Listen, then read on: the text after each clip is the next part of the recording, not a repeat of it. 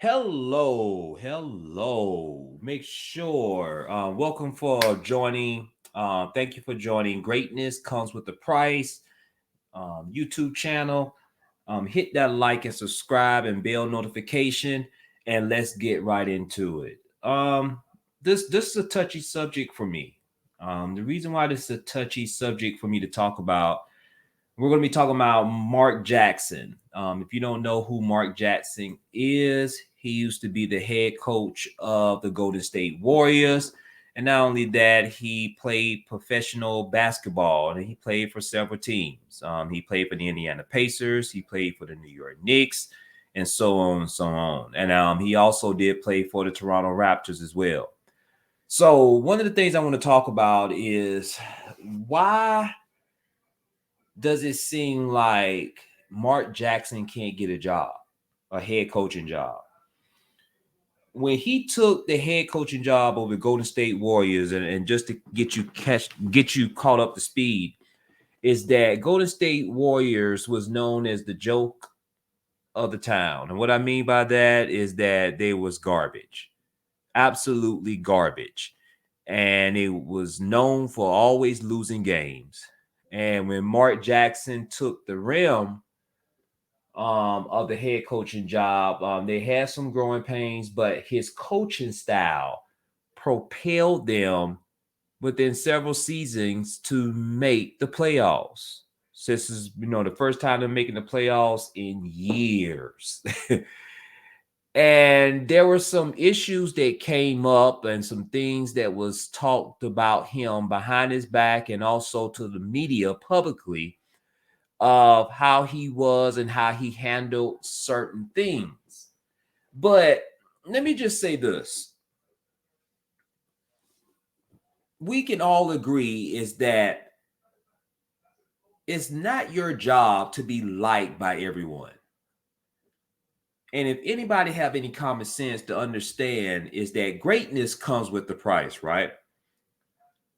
And when you're trying to be great in anything that you do, you possibly it's documented. You probably going to say things that's going to step on somebody's toes.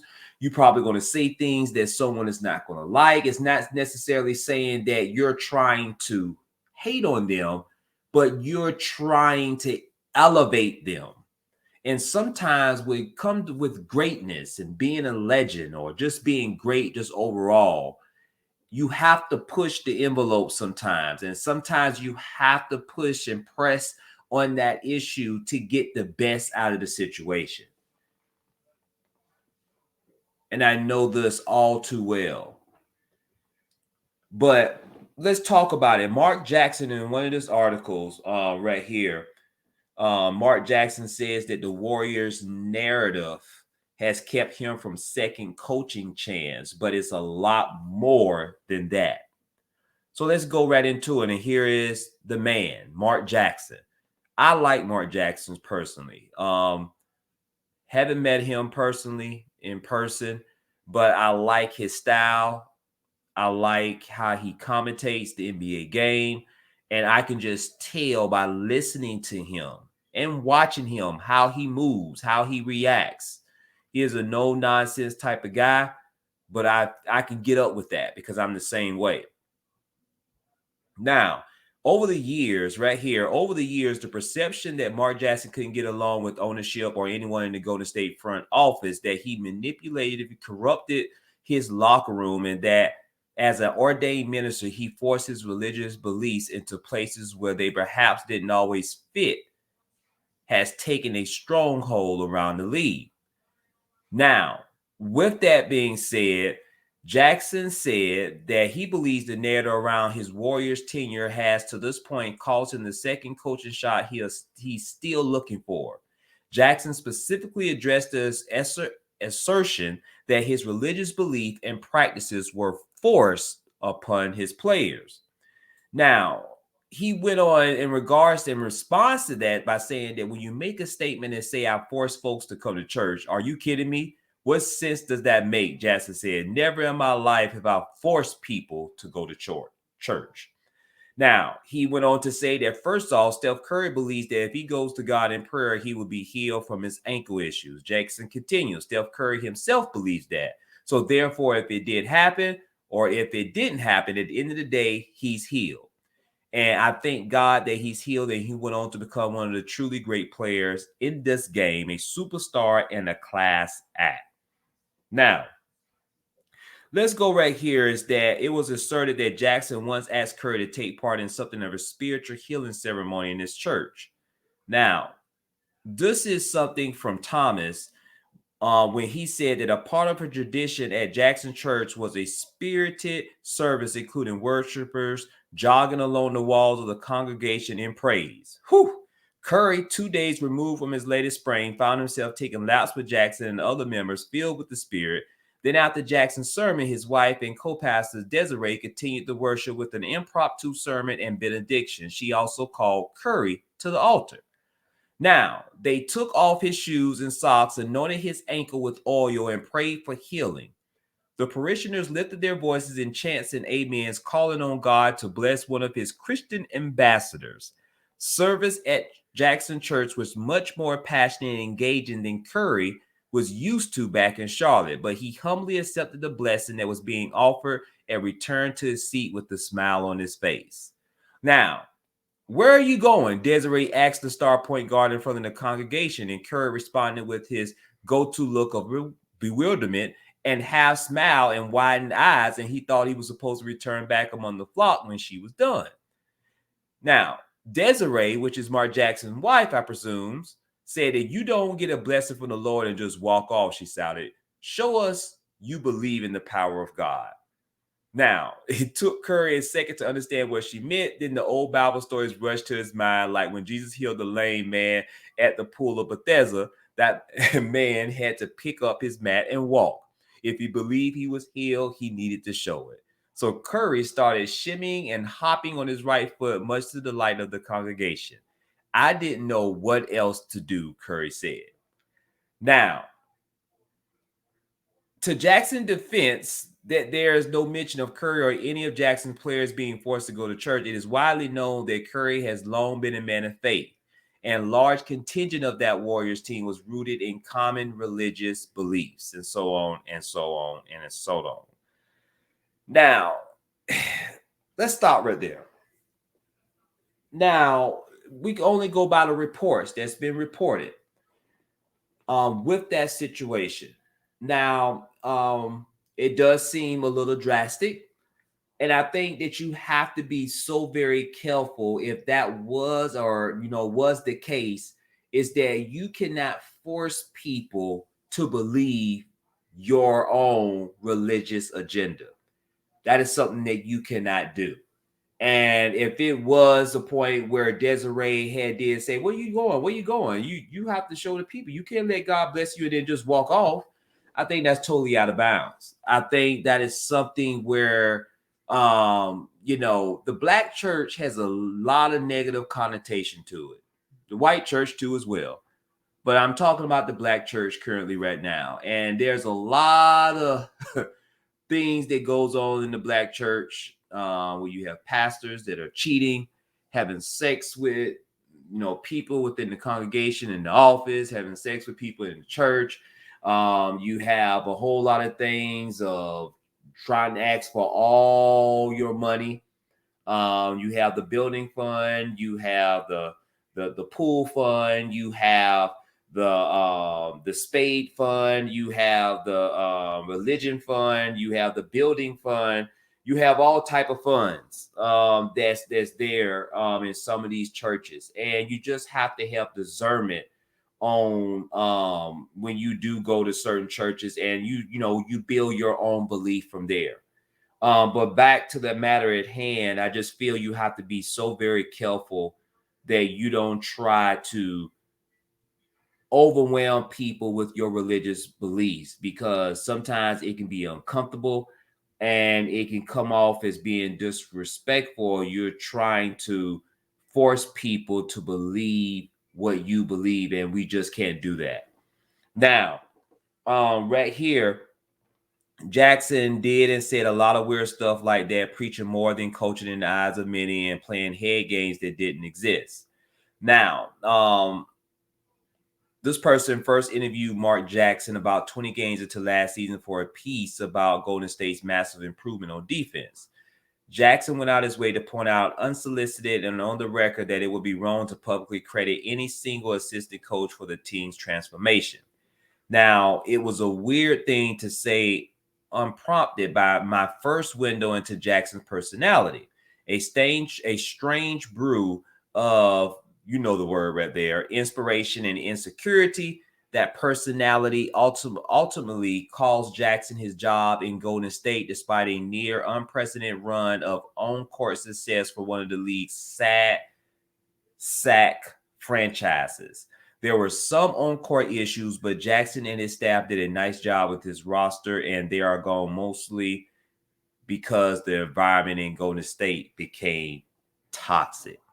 Now, so toxic is what we want to talk about, is that in fact that Jackson got rid of two assistant coaches at that time, which is Brian Scalabrine and Darren Erman. Now, beneath the cloud of all that mess, high school drama, Scalabrine has since told his side of the story, and it doesn't put Jackson in a particularly flattering light. Now, in a 2014 article, it was Erman, one of the head coaches that Mark Jackson had fired, said that it was borderline poisonous.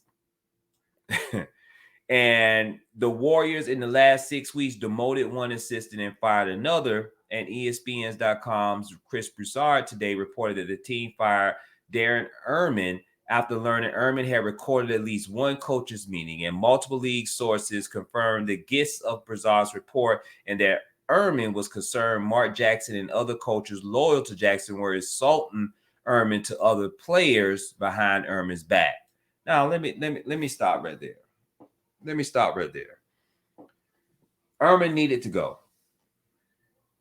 Anytime when it's been reported that Erman had brought a tape recorder to record what's going on in a meeting with a coach and his players is totally out of bounds, and that person cannot be trusted. And I would have did the same thing. You would have been relieved of your duties immediately as soon as possible, because I wouldn't be able to trust you anymore, because there are certain things when certain people do that voids you from having to trust them, and you have to get rid of that type of negative energy, because people like that will try to set you up, and that's clearly what happened. Now, once this was reported to the upper management, the team had no choice but to fire Erman. However, the front office is fond of Erman and was upset at having to let him go, according to multiple sources familiar with the matter. Now, the Erman firing and demotion of Brian Scalabrine have raised tensions throughout the Warriors organizations. Now, Jackson made a show of firing Scalabrine in front of players and other coaches, but he had no real grounds, and the front office made Jackson find a compromise.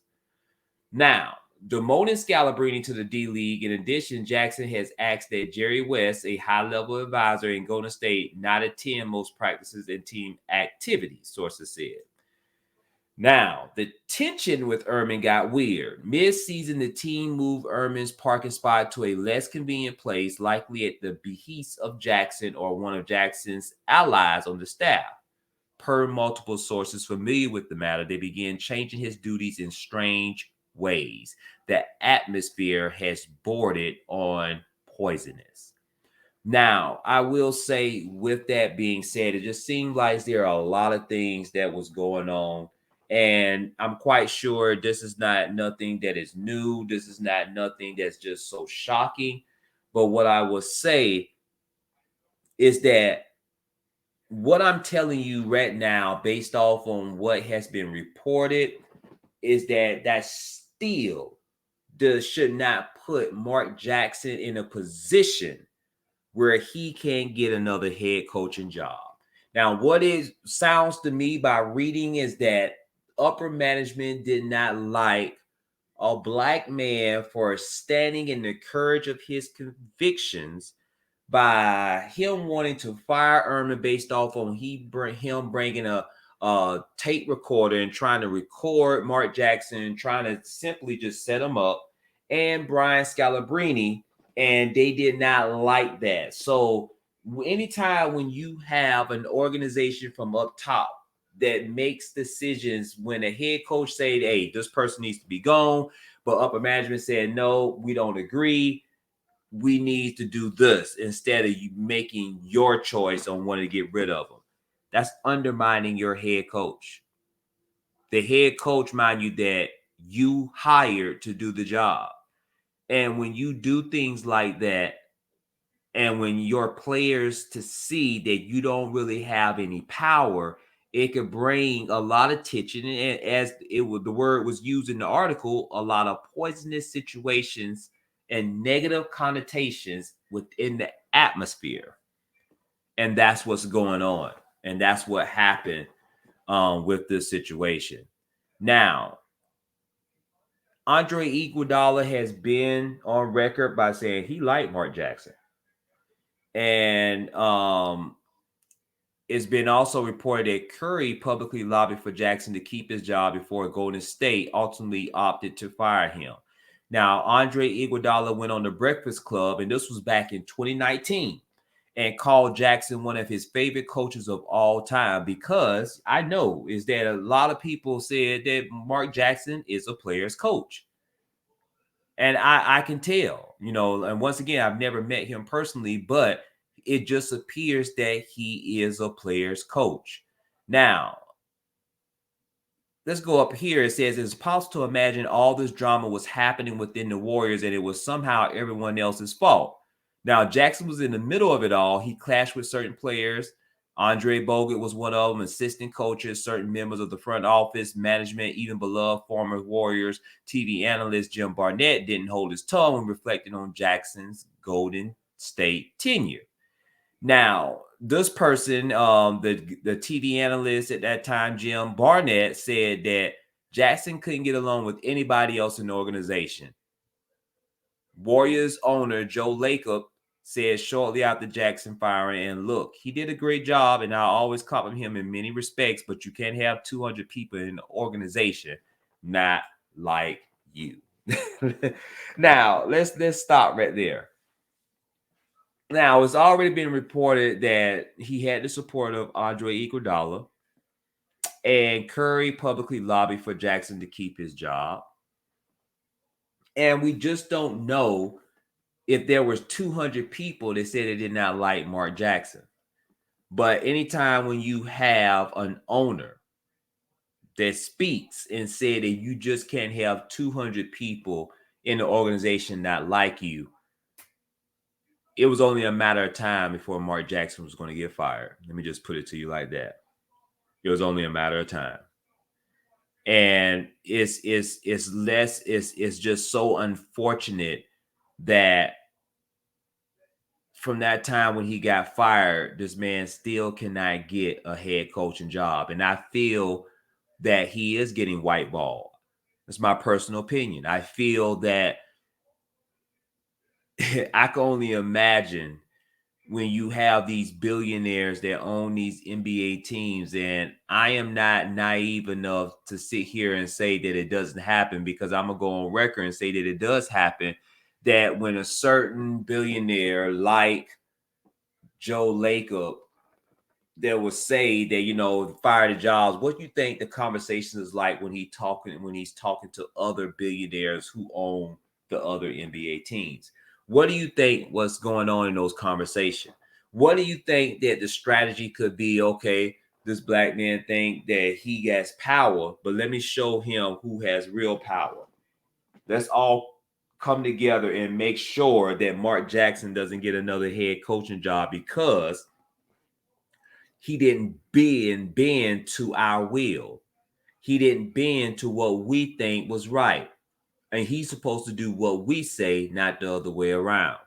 And if you have that, and that is a philosophy that owners have and people that is in upper management within that front office, how can you win? How? How can you set yourself up for success? Because we understand that greatness comes with the price. Now, you can't tell me that Mark Jackson was not a good head coach, especially when he led that team as the head coach to their playoff berth that they haven't been in years. Years. Years. Now, it's been on to say right here, it said, it just kills me when everyone dissects Coach Jack's shortcomings as if he's the only imperfect coach. The former assistant continued. Now, let's go to the former assistant right here. Now, Jared Jack, who played and thrived for the 2013 Warriors under Jackson, once told CBS Sports, I was in those huddles. I was in those locker room sessions. The way he talked to us, the amount of confidence he gave us. Go look at the kind of defense the Warriors were playing before Coach Jackson showed up and look at them now. Anybody that tries to downplay his role within that Warriors organization, that's not right. My goodness. This speaks volumes. This speaks volumes. And this is a person that used to be a player up under Mark Jackson. This is a person that now is an assistant coach. This is a person that is spoken out. And let's read this again. It said, just kills me when everyone dissects Coach Jack's shortcomings as if he's the only imperfect coach. Come on, man. Come on. This man, he's not perfect. He's never presented himself as being perfect. But we have a white owner that says that, you know what, you can't have 200 people that dislike you. And you think that was the issue? That's a bunch of load of crap. And I'm here to tell you it's a crap. I understand and I know how it feels when you're being whiteballed. I understand, I know how it feels when you know how to articulate yourself as a black man. I understand and I know how it feels when you are highly educated. I understand, I know how it feels when you speak up for things that are right. I understand, I know how it feels when you have a white man of authority that looks you in the face and, in other words, is telling you, you're going to do what we tell you to do, boy. But they had the right one because Mark Jackson is cut from a different cloth. And I hope, and I sincerely hope that one of these NBA teams really gives Mark Jackson his just due. Because I know he's a heck of a coach. No matter who, Joe Lacob, anybody else that try to downplay his talent, try to downplay his leadership, it's a bunch of foolishness. Now, Jared Jackson went on to say that, you know what? It kills me. It kills me when people in the media disregard his accomplishments and bash him for what he wasn't.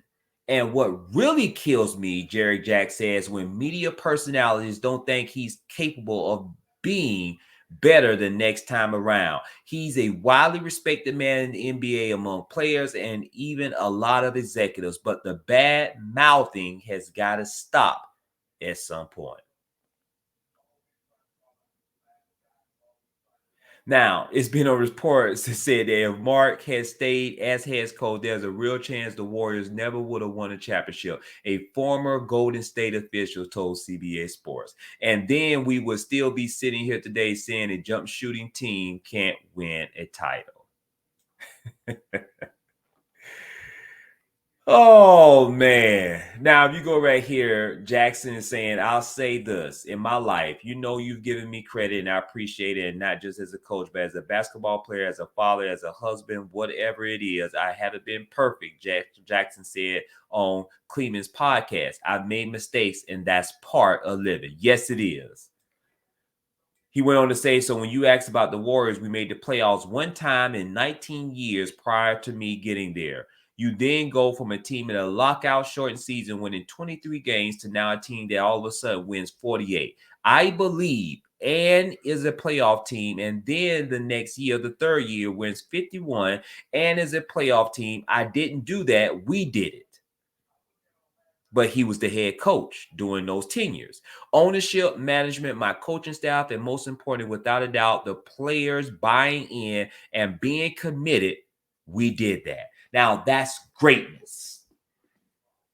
And see, this is what I like about Mark Jackson, because within his greatness as a head coach is that he understood that he couldn't do it by himself. So he used encouragement. He used his leadership skills, his leadership talent as a head coach, as a leader, by saying, no, this is bigger than me.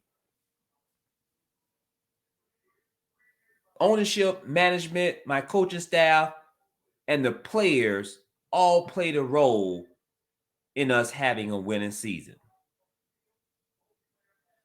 Jackson went on to say, as a class act that he is, that I am incredibly blessed to have that opportunity. Jackson continued. Now, when you do things as a believer, that doesn't mean it's always going to work out. And sometimes you're going to be used in ways that you don't want to be used. So did the human side of me think, man, this is messed up. I got fired. How did I get fired when I'm doing what I'm supposed to be doing?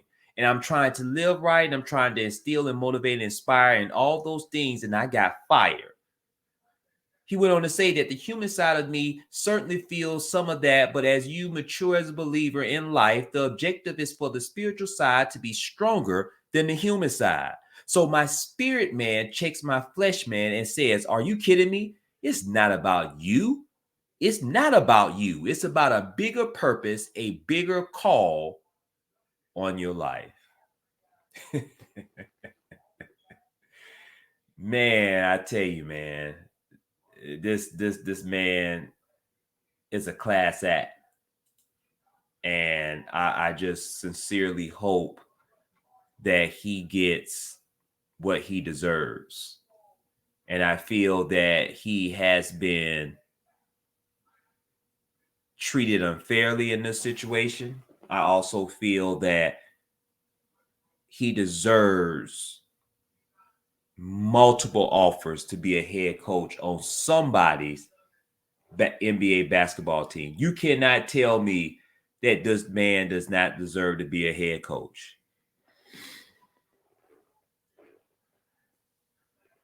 I appreciate you, Mark Jackson. I appreciate the man that you are. I appreciate the man that you're standing in front of your convictions. I appreciate it. I definitely want to see if I can tag you. Hopefully you have a YouTube channel.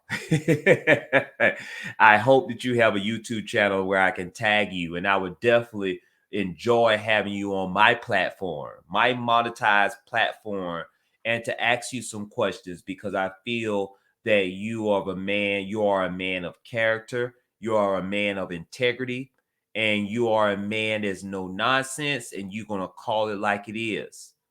And I can respect that. That's all that you can ask for in a man. An alpha man. Keep doing your thing. I enjoy listening to you as you do the calls on the NBA as a commentator. I enjoy just the enthusiasm that you bring and the passion that exudes through the microphone.